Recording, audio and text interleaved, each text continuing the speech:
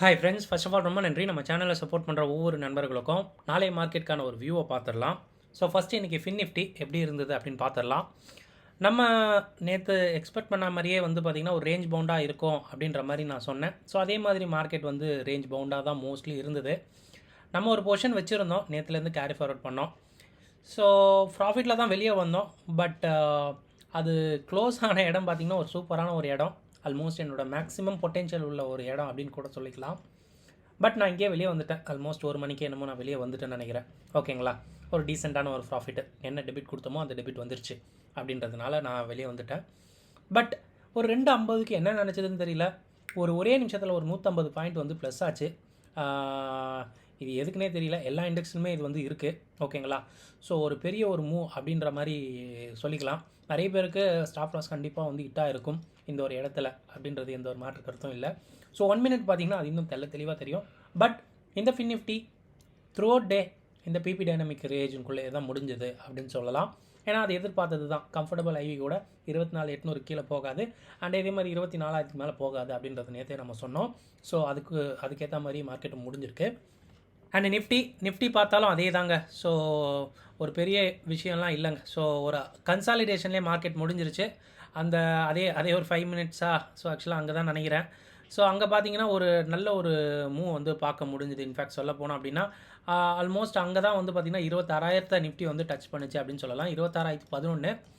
So இந்த ஒரே ஒரு வருஷத்தில் எனக்கு தெரிஞ்சு நிறைய மைல் ஸ்டோனை வந்து மார்க்கெட் வந்து தொட்டுச்சு அப்படின்ற மாதிரி நினைக்கிறேன். ஓகேங்களா, ஆல்மோஸ்ட் வந்து பார்த்திங்கன்னா 19,000 20,000 நினைக்கிறேன். ஸோ ஆல்மோஸ்ட் அங்கேருந்தே வந்து மார்க்கெட் வந்து பார்த்திங்கன்னா ட்ராவல் ஆகி ஒரு 6,000 பாயிண்ட்டு, 6,000 அடி அல்ல, அதாவது 1000 சொல்லிட்டு ஒரு 6 அடியில் வந்து பார்த்திங்கன்னா மார்க்கெட் வந்து இந்த வருஷம் பார்த்துருக்கு.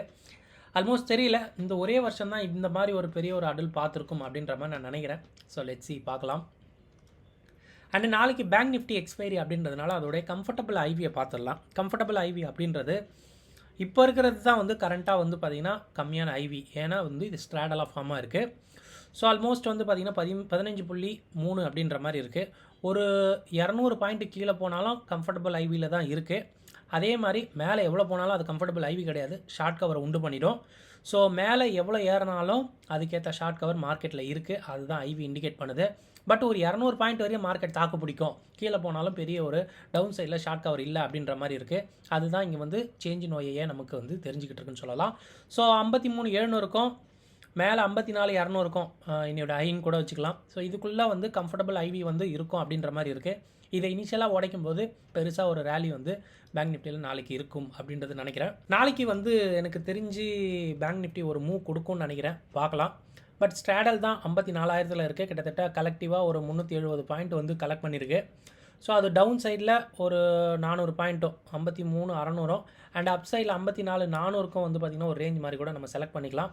பிசிஆரும் கொஞ்சம் டவுனாக இருக்குது, இந்தியா விக்ஸும் கொஞ்சம் டவுனாக இருக்குது. அதனால் இது கொஞ்சம் அடிஷ்னல் இன்ஃபர்மேஷன் அப்படின்ற மாதிரி சொல்லிக்கலாம். அண்ட் எஃப்ஏயோட விஷயங்கள், நேற்றோட டேட்டா நான் எதிர்பார்த்த மாதிரி ஒரு பெரிய ஒரு விஷயங்கள் இல்லை.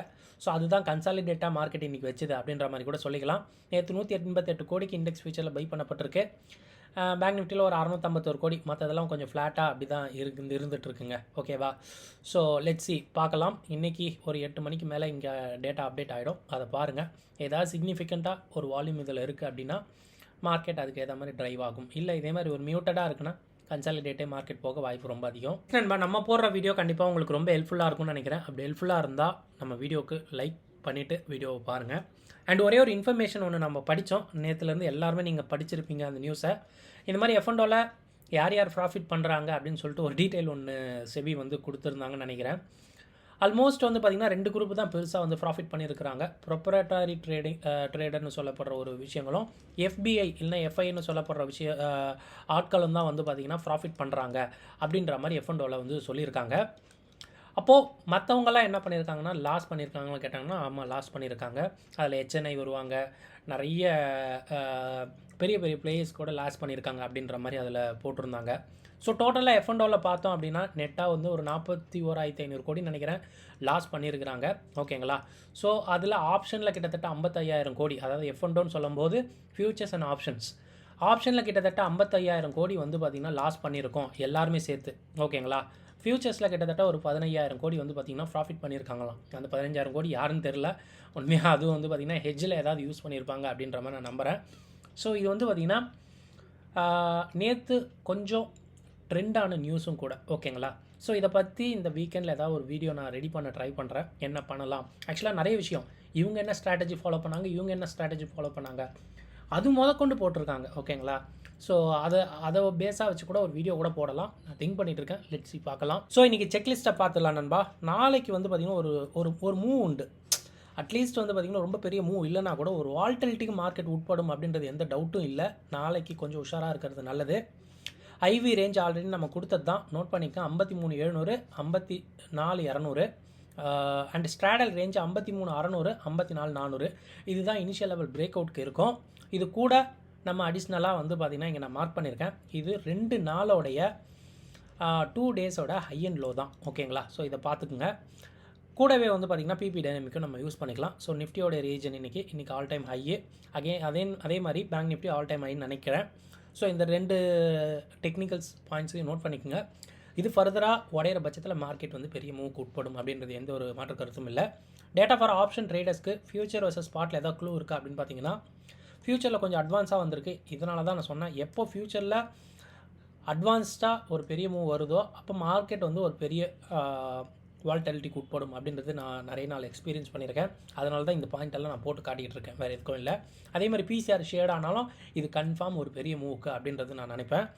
ஸோ நிஃப்டியில் கொஞ்சம் ஷேடாக இருக்குது, பேங்க் நிஃப்டியில் கொஞ்சம் ஷேடாக இருக்குது, மிட் கேப் நிஃப்டியில் கொஞ்சம் அட்வான்ஸாக இருக்குது. பிகாஸ் நேற்று தான் அதோட எக்ஸ்பைரி முடிஞ்சது அப்படின்றதுனால இன்றைக்கி புது கான்ட்ராக்டில் கொஞ்சம் விஷயங்கள் வந்திருக்கும். ஸோ இங்கே கொஞ்சம் டிக்ரீஸ் ஆகுது, இங்கே கொஞ்சம் இன்க்ரீஸ் ஆகுது அப்படின்னாலே வந்து கொஞ்சம் வால்டாலிட்டிக்கு மார்க்கெட் உட்படும் அப்படின்றது எந்த டவுட்டும் இல்லை. நாளைக்கு பார்க்கலாம், ஓகேங்களா. அண்ட் குளோபல் மார்க்கெட் இதுவரையும் ஒரு மியூட்டட் ட்ரேடிங்காக தான் இருந்துகிட்டு இருக்குது. ஃபியூச்சர்ஸை பொறுத்த வரைக்கும் எந்த ஒரு க்ளூவும் பெருசாலாம் இல்லை. இன்றைக்கி ஏதோ கன்சூமர் கான்ஃபிடன்ஸ் இண்டெக்ஸு டேட்டா வர இருக்குதுன்னு நினைக்கிறேன். ஸோ ஒரு 7:30க்குன்னு நினைக்கிறேன் நம்ம டைமுக்கு. அது கொஞ்சம் பாருங்கள், ஏன்னா அதை பொறுத்து அங்கே யூஎஸ் மார்க்கெட்டில் ஒரு வால்டாலிட்டி உண்டாகும் அப்படின்றத நான் நினைக்கிறேன். அண்ட் இந்தியா விக்ஸ் இன்றைக்கி வந்து ஒரு 3% வந்து டவுனாக இருக்குது நண்பா. ஸோ இது வந்து மார்க்கெட்டில் கொஞ்சம் பயம் கொஞ்சம் கம்மியாக இருக்குது அப்படின்ற மாதிரி நம்பலாம். எனிவே நாளைக்கு பேங்க் நிஃப்டியில் இண்டெக்ஸ் எக்ஸ்பைரி. ஸோ கம்மிங் வர நாட்களில் எல்லாமே ஒரு நாளுக்கு ஒரு எக்ஸ்பைரி அப்படின்றதுனால கண்டிப்பாக அந்தந்த இண்டெக்ஸில் இன்றைக்கி ஒரு 250க்கு ஃபின் நிஃப்டியில் வந்து அந்த மூவ் மாதிரி கண்டிப்பாக இருக்கும். நாளைக்கு பேங்க் நிஃப்டியில் கொஞ்சம் நான் மூவ் எதிர்பார்க்குறேன். நீங்கள் என்ன எதிர்பார்க்குறீங்கன்னு சொல்லிட்டு கமெண்ட்ஸில் சொல்லுங்கள், நானும் தெரிஞ்சுக்கிறேன். ஸோ இதுதான் விஷயங்கள், செக் பண்ணிக்கங்க. நாளைக்கு பொறுத்தவரையும் ஒரு சின்ன ஒரு மூவ் கண்டிப்பாக வால்டாலிட்டி இருக்கும். பார்க்கலாம். ஓப்பன் இன்ட்ரெஸ்ட் 2 சைடும் அக்குமுலேட் ஆகிற பட்சத்தில் ஒரு கன்சாலிடேட்டை எதிர்பார்க்கலாம். இல்லைனா ஒரு ட்ரெண்டாக கூட வாய்ப்பு இருக்குது. பட் வால்டாலிட்டி உண்டு, கீழே போய்ட்டு அகைன் மேலே வரலாம் அப்படின்ற மாதிரி நினச்சிட்ருக்கேன். ஸோ லெட்ஸ் சி, பார்க்கலாம். இந்த வீடியோ பார்த்ததுக்கு ரொம்ப நன்றி. தேங்க்யூ. ஜெய் ஹிந்த்.